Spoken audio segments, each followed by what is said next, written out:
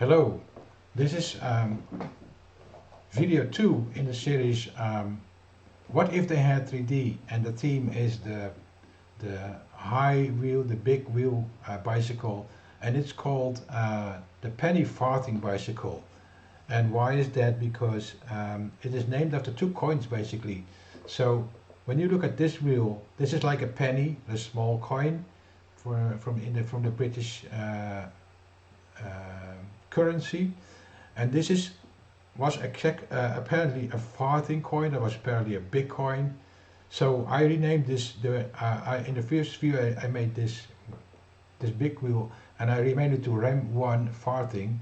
And now we're going to make Rim 2 penny. Okay. So I already made a copy of this one, and we're going to change this rim into this one. So I made a copy of the big rim, the farthing rim, and I called it the penny rim, and we're gonna change the size. So how do we do that? Well, we had these parameters before, right? Remember, and these parameters basically determine the size of everything. That's at least how I set it up. So let's do that, and I'm gonna sort on parameter name, that it makes it a little bit easier to work with. So basically the only thing that we need to change probably is the rim diameter. So what will it be? I think it's a little bit bigger than an old-fashioned 12-inch record. So let's say the diameter is what do we say? What will the diameter be? We said this diameter will be 1.30 meters, and I think this will be, I don't know, 40 centimeter maybe. A little bit bigger than 30 centimeter. So let's say 40 centimeter. Let's say 400 millimeter. Enter. And we're gonna use this button, local update. Let's see what happens. There you are. Isn't it nice? Now, it doesn't have 80 spikes. Let's see how many spikes there are. So we need to change another thing. Let's say it's a little bit hard to see, but 2, 3, 4, 5, 6, 7, 8, 9, something like 10 per 90 degrees, or 9 maybe. Let's see. 1, 2, 3, 4, 5, 6, 7, 8, 9. Okay, so 4 times 9 is 36, right? So spike number 36. We do update again. There we are. That makes more sense, right? All right. Now I'm going to save this thing and check it in. And now it's in the vault. There you are. Here, this is the vault. I'm not going to do the spikes yet. I first want to set up like the assembly just to see how it looks. I'm just curious how it looks like. So let's try that. Let's make an assembly. So new. And I have a lot of templates too, which I'm not going to use right now because there's not a template for this one. So I'm just going to use the out of the box template, which is standard millimeters. I'm not going to use DIN or Wildman, it's all different. So standard. And now I'm gonna save this thing. Let me see. So for now it is the main assembly. It will change because the assembly will be the rim with the spikes and the hub and the tire and everything, but for now I'll just put the whole thing in one assembly just to see how it looks like. So I'm going to save this as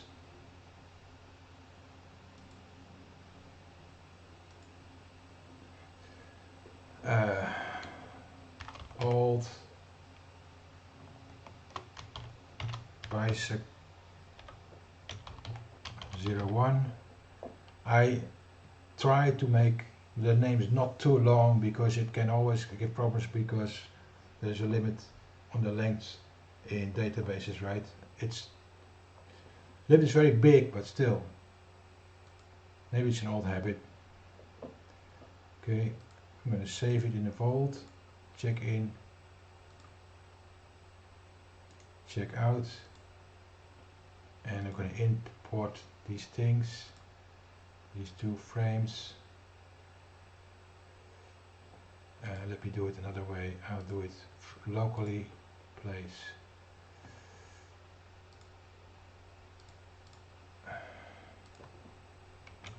I copy this path, maybe you know this trick, I don't know.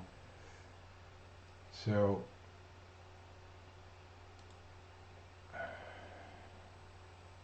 you will wonder where's the other one now. Well, I'll show you. We need to do this and then get, and that makes it local. Now it's here. I just put it here,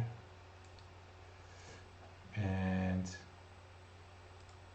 this one I just copy, Ctrl C, Ctrl V, there you are. And what I'm going to do is I'm also going to make a floor. That will not be part of the real bicycle, but it will help to make it more visual, right? So I'm going to make a part that is really not in a, it will be put in the assembly, but it will not count in the whole system. So I'm just going to make a floor because it will make it more better to see. I always do that. Oh, it's not an assembly, I'm sorry. New.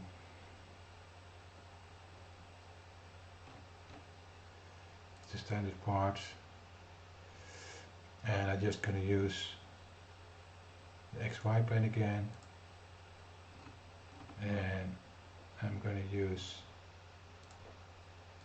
rectangle. I'm going to make it symmetrically as I'm used to do. I think it's always wise to make it symmetrical as much as you can.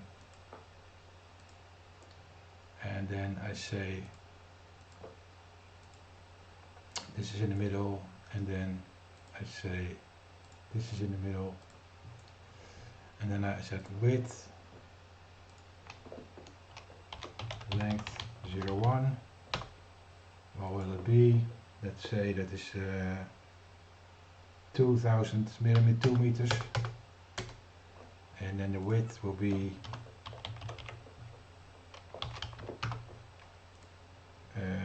500. Oops. And then the thickness is like a concrete slab. 01. I don't know. 50 millimeters. I'm now going to add this dimension. I always click the dimensions like this, so that if this line disappears, you still have the dimensions working, right? So if you don't do it and you click and you make the dimension on the line, then once the line is gone, the dimension is gone, and your whole system is like you need to redimension it, and now you don't have to do that. So I say finish, and then F6, that makes it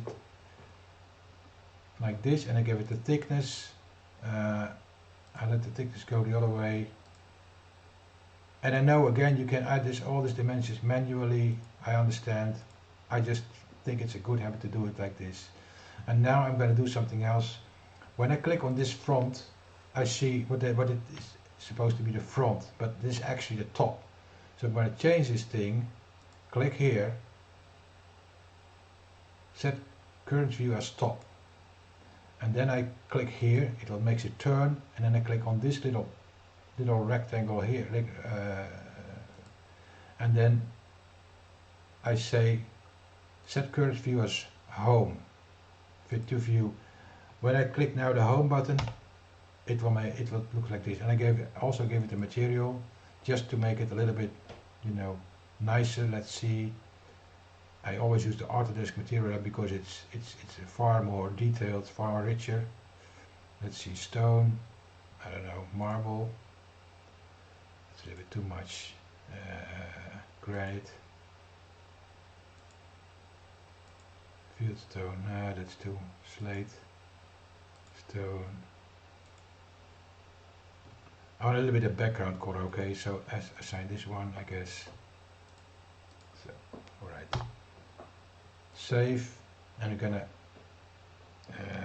I call this floor 01, and I go put it in the vault, check in,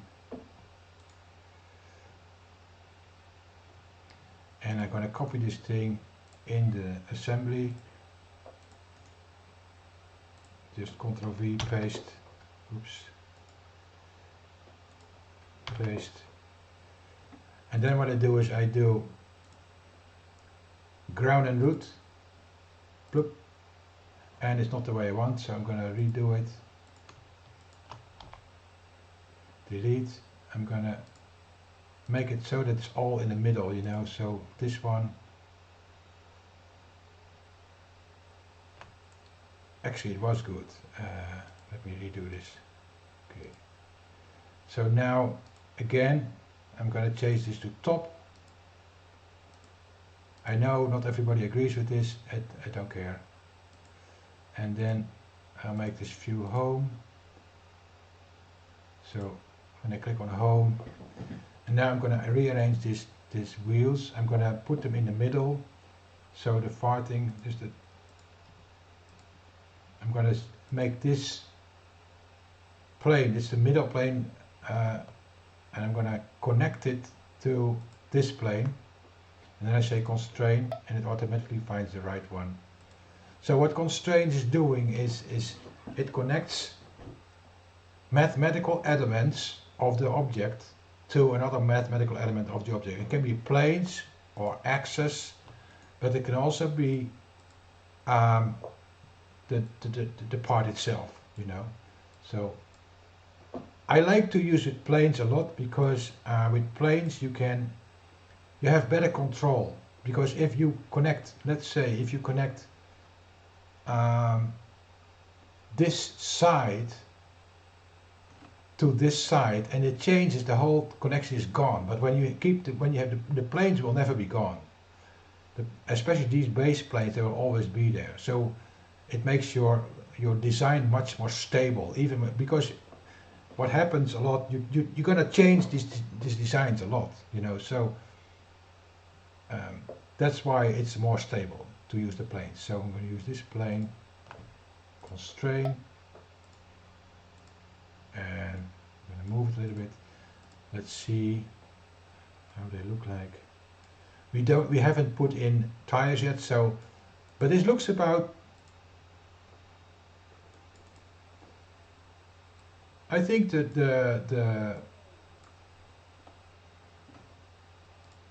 this looks about how it is. Maybe, you know, it's not perfect, but we are getting somewhere. All right. So well,